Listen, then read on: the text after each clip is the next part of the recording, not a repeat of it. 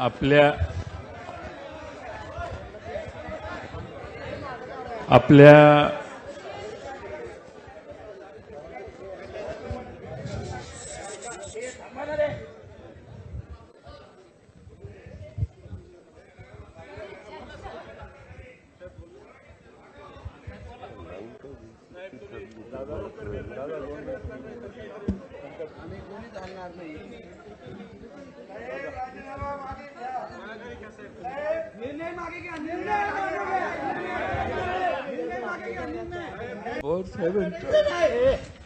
पवार साहेबांच्या नावाने मत मागतो. पक्षाला मत पवार साहेबांच्यामुळे मिळतात. आज पवार साहेब बाजूला गेले तर आम्ही कुणाला घेऊन समोर लोकांच्या जायचं हा आमचा पहिला प्रश्न. अजूनही पवार साहेब यांनी पक्षाचं प्रमुख नेतेपद राहणं हे महाराष्ट्रापुरतंच नाही तर देशातल्या राजकारणासाठी, देशातल्या जनतेसाठी आणि वेगळ्या राज्यातल्या लोकांच्यासाठी देखील गरजेचं आहे. आज राष्ट्रवादी काँग्रेस पक्ष पवार साहेब या नावानेच ओळखला जातो आणि असं अचानक पवार साहेबांनी बाजूला जाण्याचा पवार साहेबांनाही हक्क नाही.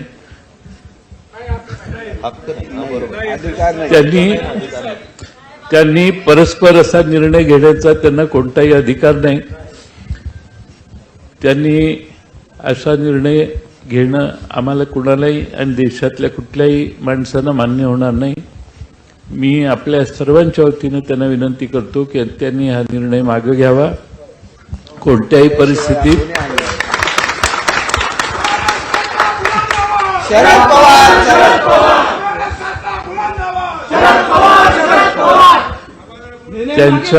त्यांच्या अनुभवाचा फायदा सर्वांना अजूनही इथून पुढे पाहिजे.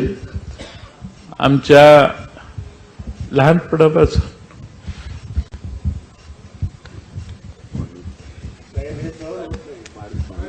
जोपर्यंत तुम्ही निर्णय घेत नाही आम्ही सगळे अन्न पण घेणार, आम्ही अन्न सोडणार आहे सगळे. त्यांच्याकडे बघून आम्ही राजकारण केलं. अरे बोलता थांबा ना जरा. त्यांच्याकडे बघून आम्ही राजकारण केलं. आजही त्यांच्याकडून स्फूर्ती प्रेरणा घेऊन आम्ही राजकारणात वावरतो. त्यांनी अलीकडच्या काळात भाकरी फिरवण्याची भाषा काही दिवसापूर्वी केली. पवार साहेब, तुम्हाला आम्ही सगळा अधिकार देतो, पण देशाच्या सर्वोच्च ठिकाणी तुमची जी प्रतिमा आहे ती कुणालाही दुसऱ्याला येणार नाही. तुम्ही आम्हा सगळ्यांचे राजीनामे घ्या. तुम्हाला पक्ष कसा परत नव्या लोकांच्या हातात द्यायचा तो घ्या.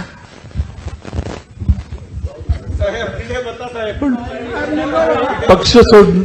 पक्षाच्या प्रमुख पदावरून बाजूला जाणं हे पक्षाच्या, देशातल्या, राज्यातल्या तरुणांच्या, नव्या पिढीच्या देखील हिताचं नाही. आम्हाला आपल्या छायेखाली काम करण्याचा सवय लागलेली आहे. तुम्ही बाजूला जाऊन आम्ही कुणीच काम करू शकणार नाही. तुम्ही थांबणार असाल आम्ही सगळे थांबतो. तुम्ही थांबणार असाल आम्ही सगळे थांबतो. हा पक्ष ज्यांना चालवायचं त्यांना चालवू दे.